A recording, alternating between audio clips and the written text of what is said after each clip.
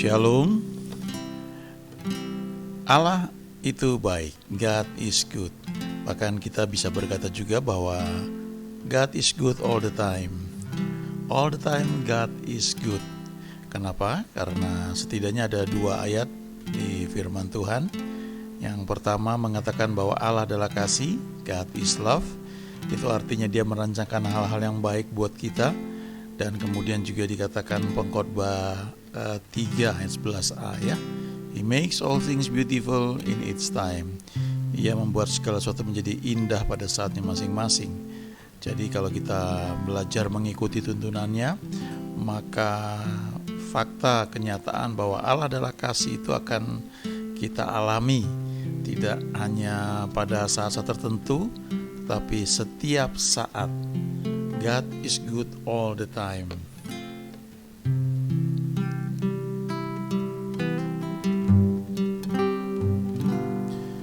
Tuhan, Kaulah pengharapanku. Ku percaya hanya kepadamu. Yesus, Kaulah perlindunganku, Engkau yang selalu ku puji. Tuhan, Kaulah pengharapanku. Ku percaya hanya kepadamu. Yesus, Kaulah perlindunganku, Engkau yang selalu ku puji. Mulutku penuh dengan pujian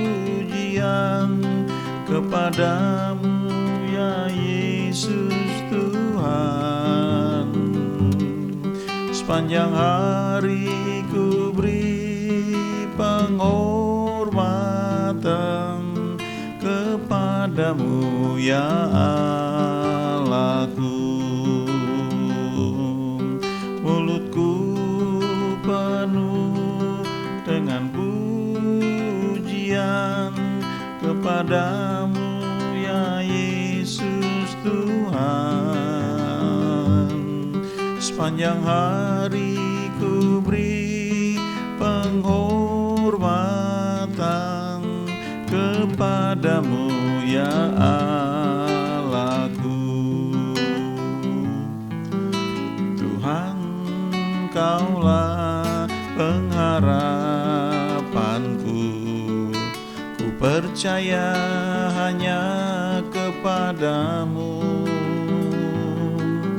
Yesus, Kaulah perlindunganku, Engkau yang selalu ku puji. Mulutku penuh dengan pujian kepadamu, ya Yesus Tuhan. Sepanjang hari ku beri penghormatan kepadamu, ya Allahku. Mulutku penuh dengan pujian kepadamu, ya Yesus Tuhan. Sepanjang hari ku beri penghormatan kepadamu, ya Allahku. Sepanjang hari ku beri penghormatan kepadamu, ya Allahku. Kepadamu, ya Allahku. Kepadamu, ya Allahku.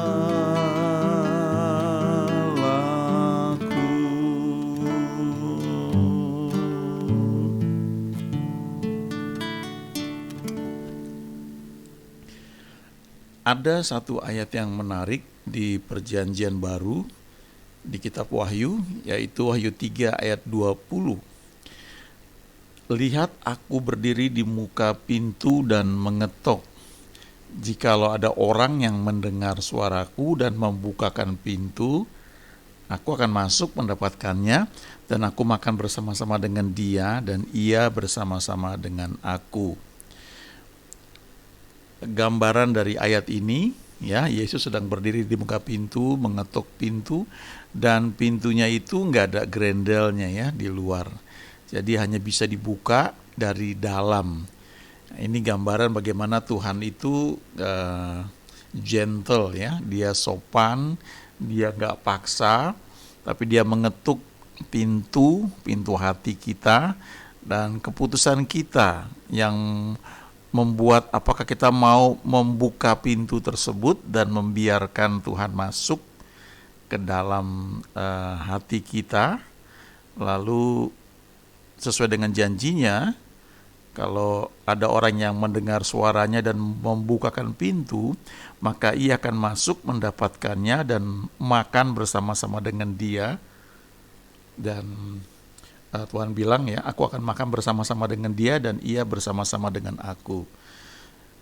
Ayat ini suka dibagikan ketika firman Tuhan disampaikan untuk membawa orang mengenal Yesus sebagai Tuhan. Ya, jadi ini membuka pintu hati. Ya, tetapi menarik juga, ada juga hamba Tuhan yang membagikan bahwa Wahyu 3 ayat 20 ini ditulis di bagian rangkaian ya dari surat perintah atau pesan Tuhan kepada jemaatnya ya. Jadi ini berbicara tentang bukan kepada orang yang belum kenal Tuhan ya, tapi yang sudah kenal Tuhan tetapi belum mengizinkan Tuhan itu memasuki seluruh bagian hidupnya.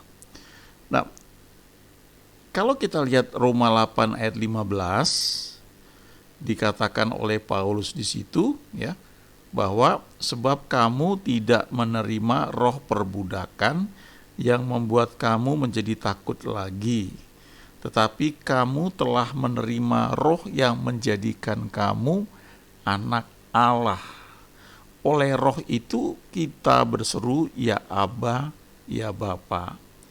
Lalu Galatia 4 ayat 6 dikatakan di situ, dan karena kamu adalah anak, ya kita terima Yesus, kita menjadi anak Allah, maka Allah telah menyuruh roh anaknya ke dalam hati kita, yang berseru, ya Aba, ya Bapa. Jadi sebenarnya waktu kita terima Tuhan Yesus, ya Yesus itu sudah masuk ke dalam hati kita, ya. Kita membuka pintu, sudah masuk ke dalam hati kita. Kita menjadi ciptaan yang baru. Yang baru itu adalah roh kita. Lalu dikatakan di 1 Yohanes 3 ayat 9, setiap orang yang lahir dari Allah tidak berbuat dosa lagi, sebab benih ilahi tetap ada di dalam dia, dan ia tidak dapat berbuat dosa karena ia lahir dari Allah. Dikatakan waktu Yesus bercakap-cakap dengan Nikodemus ya, dan Yesus bilang, kamu harus dilahirkan kembali, ya, dilahirkan lewat benih yang tidak fana. Nah, orang-orang yang sudah terima Yesus, mereka itu lahir dari Allah, dan dikatakan di sini tidak berbuat dosa lagi, ya.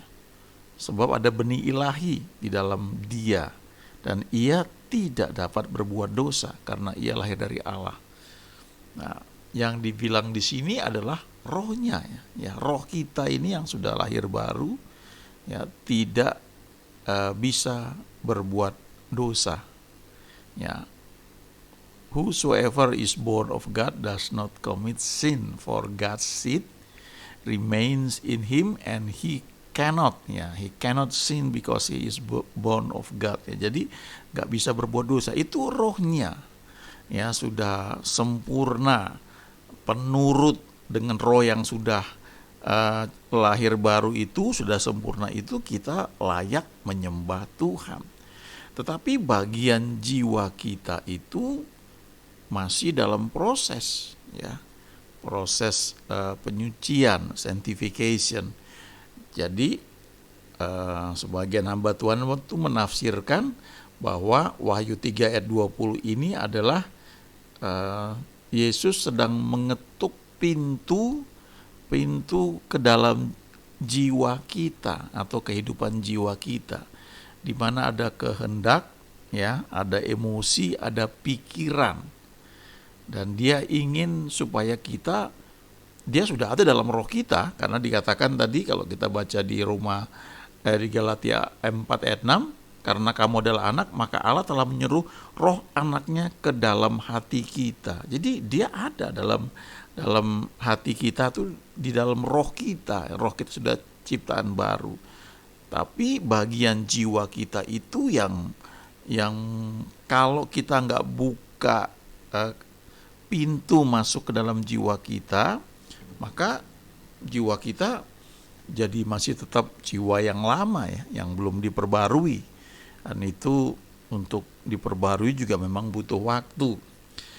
Lalu kalau kita lihat Roma 12 ayat 2, ini surat Paulus kepada jemaat di Roma. Di ayat 1 dia bilang untuk kita mempersembahkan tubuh kita sebagai persembahan yang hidup, yang kudus dan yang berkenan kepada Allah, ya. Lalu ayat 2-nya dikatakan, janganlah kamu menjadi serupa dengan dunia ini, tapi berubahlah oleh pembaruan budimu, sehingga kamu dapat membedakan manakah kehendak Allah, apa yang baik, yang berkenan kepada Allah, dan yang sempurna. Jadi di sini pembaruan pikiran, ya, pembaruan jiwa kita, pembaruan cara pandang atau paradigma kita itu membuat kita bisa membedakan kehendak Allah.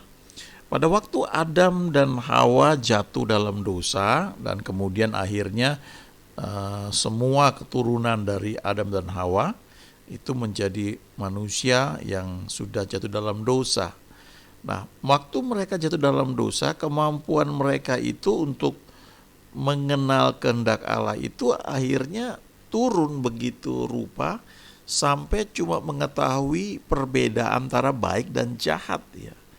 Ya, buah pengetahuan baik dan jahat itu hanya bisa membuat kita memahami, oh ini baik, oh ini jahat, ya. Cuma sampai di situ. Tapi waktu kita sudah lahir baru, sudah terima Tuhan Yesus, lalu kita mau belajar, mengizinkan pikiran kita ini diubah, paradigma kita diubah, cara berpikir kita diubah, maka kita tidak hanya bisa membedakan baik dan jahat, yang hampir semua orang boleh dikatakan mengetahui hal itu, ya, banyak yang mengetahui hal itu, tapi tidak cukup hanya baik saja. Sebab ketika kita mengizinkan pikiran kita diubah oleh firman Tuhan, kita akan melihat bahwa di antara yang baik itu, sebagian itu berkenan, ya, berkenan kepada Tuhan. Lalu di antara yang berkenan itu ada yang memang betul-betul sempurna. Dan kalau dibilang sempurna itu, ya, bicara tentang waktunya, timingnya tepat, lalu berada di tempat yang tepat, melakukan hal yang tepat, dan juga dengan cara yang tepat, ya. Ada beberapa contoh, ya, berupa kesaksian. Sesuatu kadang-kadang kita lihat baik, ya, selama itu nggak merugikan orang lain, kita katakan baik. Tapi belum tentu yang baik itu berkenan kepada Tuhan, atau yang memang Dia inginkan buat kita lakukan. Ya, sebagai contoh misalnya begini, ya, kita ingat cerita Maria dan Marta, ya.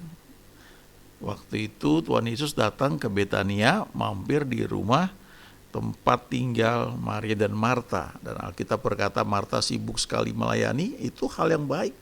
Dia punya niat baik untuk menjadi tuan rumah yang baik, menyiapkan segalanya supaya Tuhan Yesus yang waktu itu datang bisa mungkin makan yang enak, yang cocok, yang pas gitu.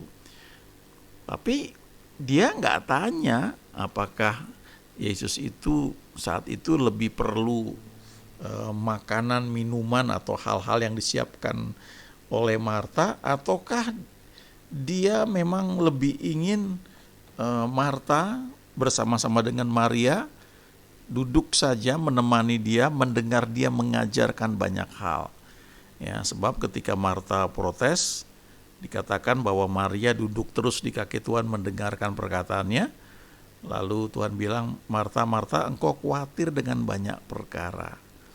Cuma satu yang perlu, Maria telah memilih bagian yang terbaik, yang tidak akan diambil daripadanya. Jadi sesuatu yang kelihatannya baik dalam pikiran kita, belum tentu itu memang pas, cocok ya, seperti yang Tuhan inginkan. Ada contoh lain lagi, misalnya begini ya, kalau kita lihat perjalanan Paulus ketika di Kisah Rasul, dia memberitakan Injil ya dengan teman-temannya, dengan timnya, dan satu ketika mereka mau masuk ke daerah Asia, mereka mau masuk ke daerah Bitinia, tapi dikatakan di situ Roh Kudus mencegah mereka, Roh Yesus melarang mereka, padahal pemberitaan Injil itu adalah perintah, amanat agung yang Yesus sendiri sampaikan ketika dia mau naik ke surga di Matius 28. Dia berkata, kepadaku telah dikaruniakan segala kuasa di surga dan di bumi. Karena itu pergilah, jadikan semua bangsa muridku. Ya, itu perintah. Tapi toh ketika Paulus dalam suatu saat dengan semangat yang menyala-nyala mau memberitakan Injil di daerah Asia, di daerah Bitinia, firman Tuhan berkata mereka dicegah, dilarang, dan yang melarang, yang mencegah itu Roh Kudus sendiri, Yesus sendiri. Kok bisa begitu? Nah, itu bicara soal timing. Jadi sesuatu yang baik itu belum tentu itu berkenan kepada Tuhan. Dan sesuatu yang sudah berkenan kepada Tuhan belum tentu itu yang sempurna. Ya. Itu sebabnya dikatakan di sini kamu perlu berubah dalam paradigma cara berpikirmu supaya kamu bisa bedakan tidak hanya dalam level baik dan jahat saja, tapi kamu bisa membedakan sesuatu yang baik, yang mana yang berkenan dan yang mana yang sempurna. Ya. Ada lagi contoh lain ya. Ini kalau ini kesaksian. Ada cerita orang dia ini kesaksian dia ya. Jadi ini kesaksian artinya kita bisa belajar poinnya, tapi kita nggak harus, bahkan tidak bisa niru mentah-mentah begitu ya. Tapi pelajarannya bisa kita dapat dari kesaksiannya. Ada orang yang ingin punya mobil tertentu yang harganya cukup mahal ya, dan dia nabung untuk hal itu ya. Dan ketika sudah nabung, sudah tercukupi, dia mau beli ya, dia berdoa lagi ya. Ini unik ya, dia berdoa dan dia belajar kenal suara Tuhan. Dan ketika berdoa dia tanya, Tuhan, saya mau beli mobil itu, saya sudah tabung dan uangnya sudah ada. Dan dia dapat kesan dalam hati dia bahwa oke, ya, Tuhan setuju untuk hal itu. Tapi kemudian dia berdoa lagi. Dan dia bilang begini, tapi sekalipun aku punya, ini uangnya sudah ada, tinggal aku beli dan engkau setuju. Kalau menurutmu apa yang lebih baik, yang lebih berkenan ya untuk aku lakukan? Terus dia dapatkan kesan bahwa Tuhan menaruh di hati dia, dan dia dapat pengertian bahwa mobil yang dia miliki masih bagus, masih bisa dipakai, dan pada saat itu nggak terlalu urgent juga memiliki mobil baru yang dia inginkan. Tapi dia diingatkan tentang satu pelayanan yang berkembang sekali, dan sepertinya Tuhan bilang, kalau kamu ingin lebih ingin tahu apa yang aku inginkan, ya kamu tabur ke pelayanan itu ya. Nah, itu contoh ya. Ini kesaksian ya, sekali lagi ini kesaksian. Lalu dia taat, dia lakukan hal itu, dan ya puji Tuhan ya, dia merasakan satu sukacita yang besar. Dan saya percaya kalau orang melakukan apa yang Tuhan perintahkan, pasti ada rewardnya yang nggak pernah dipikirkan ya. Bisa aja setelah beberapa lama mobil yang dia inginkan itu malah dia dapat ya, dengan cara yang ajaib ya. Saya dengar satu kesaksian dari satu pelayanan ya di luar negeri. Nah, pelayanan itu besar sekali. Lalu hamba Tuhan di pelayanan ini sudah punya pesawat pribadi ya, pesawat pribadi di pelayanan itu. Karena mereka perlu untuk terbang kemana-mana. Kalau kita perhatikan ya, saya suka lihat ya, ada beberapa pelayanan di Amerika misalnya, mereka tuh punya ada pesawat Hercules pribadi, punya pelayanan itu ya. Dengan pesawat itu mereka bisa terbang ke daerah-daerah yang mungkin kalau pakai pesawat komersial secara umum akan sulit ya. Mereka membawa misalnya ya kayak sembako ya, semua kebutuhan ya ke Afrika, mereka bawa semua, mereka membagi barang-barang yang diperlukan di sana. Mereka membangun pelayanan untuk membangun satu daerah ya. Nah, untuk itu dibutuhkan fasilitas yang bagi sebagian dari kita mungkin agak terkesan, wah kok mewah banget ya. Ya, padahal mereka memang sudah butuh. Nah, jadi hamba Tuhan ini sudah ada pesawat mereka, pesawat pribadi di pelayanan itu. Tapi dia merasakan dia perlu pesawat yang lebih besar dan lebih cepat. Lalu dia berdoa dengan satu temannya ya, setiap pagi berdoa, menyembah Tuhan dan minta tuntunan Tuhan. Dan sudah setelah beberapa hari dia dapatkan tuntunan ya dari Tuhan, dan dia cerita kepada partner doanya, saya sudah dapat jawabannya gitu ya, untuk dapatkan pesawat yang lebih baru, lebih cepat dan lebih besar ya. Oh ya, gimana caranya? Lalu dia bilang begini, ya Tuhan taruh di hati saya untuk memberi pesawat yang sudah ada ini ke pelayanan lain, dan dia sebutkan pelayanan apa itu ya. Dan tidak hanya itu ya, dia perbaiki dulu ya pesawat yang sudah dia pakai itu jadi dalam keadaan yang sangat baik, lalu dia beri dengan cuma-cuma ke pelayanan lain yang dia dapatkan dalam doa. Dia percaya Tuhan menyuruh dia untuk memberi ke pelayanan tersebut. Free loh ya, diberi dengan cuma-cuma. Nah, ini yang seperti ini di luar kemampuan manusia.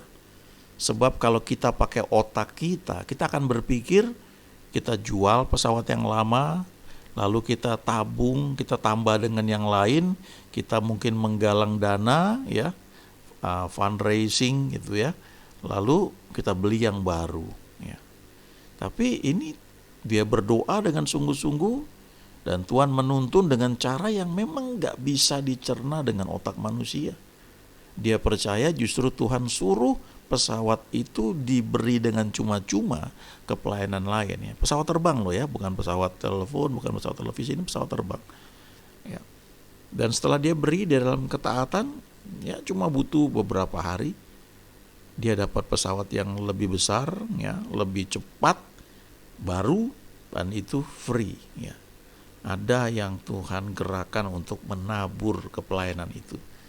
Wow, ini menarik ya. Kalau kita belajar hukum-hukum kerajaan surga, bergerak di dalam itu ada banyak hal yang di luar logika kemampuan manusia. Tapi untuk sampai di sana, Roma 12 ayat 2 ini bilang kita mesti berubah cara berpikir kita.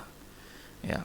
Contoh lain lah misalnya, bagaimana merubah cara berpikir atau cara pikir yang beda dengan cara umum. Biasanya kita lebih suka ditraktir ya, menerima sesuatu ya. Kalau ada orang ajak makan kita, ayo makan yuk, saya yang bayar, wah puji Tuhan, haleluya. Lalu kita doakan supaya orang yang mentraktir kita diberkati ya.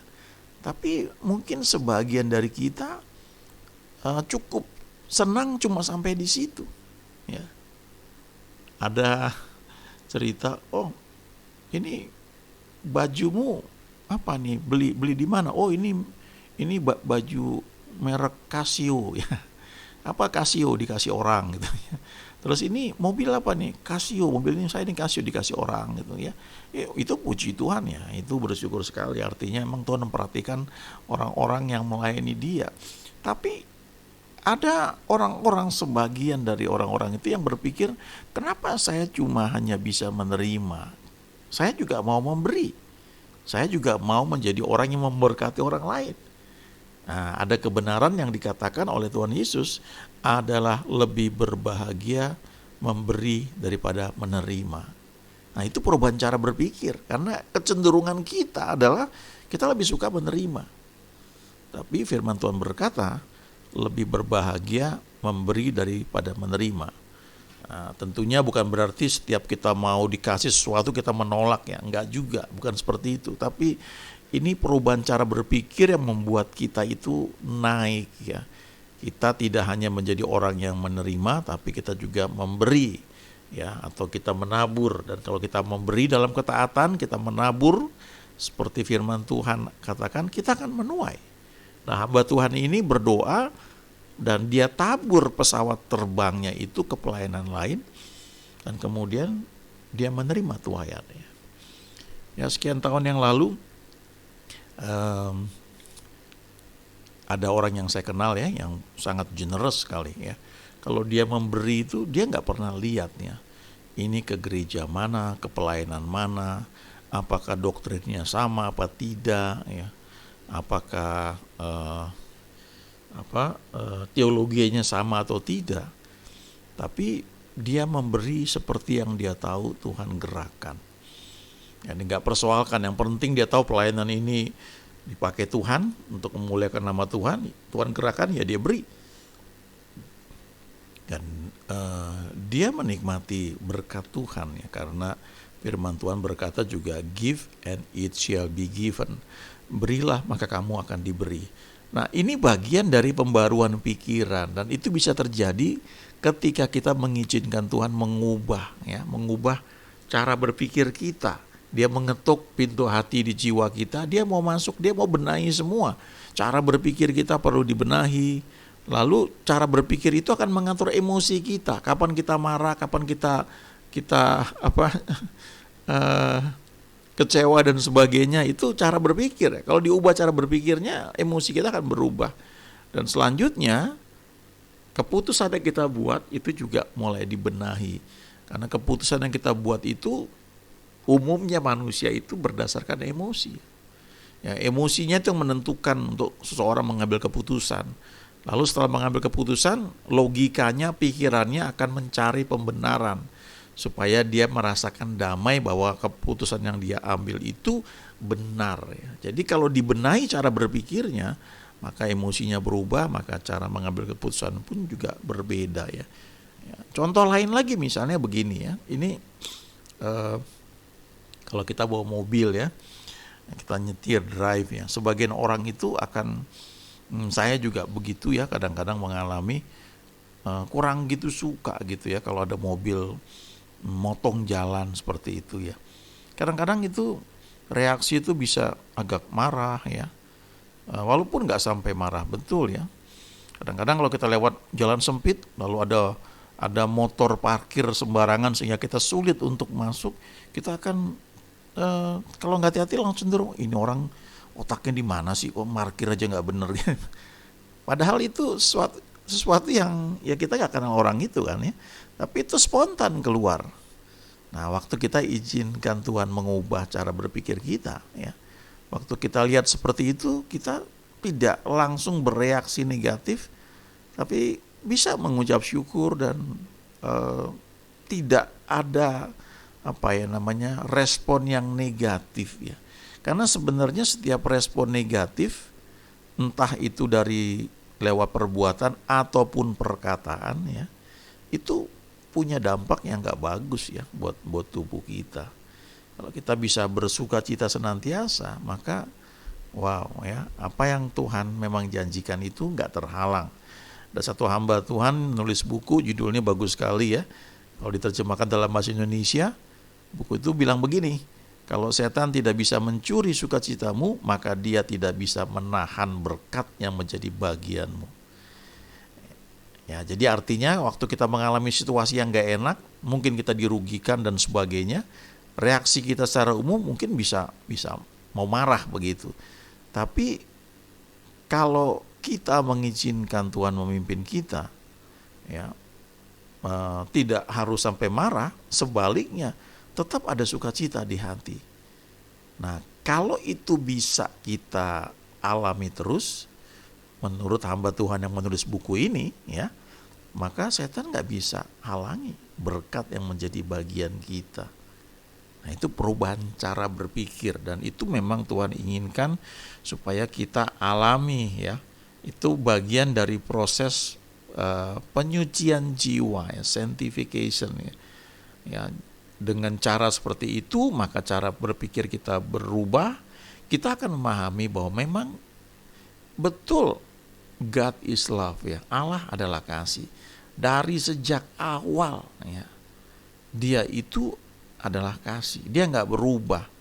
Ya, firman Tuhan berkata demikian. Lalu Dia membuat segala sesuatu menjadi indah pada saatnya masing-masing.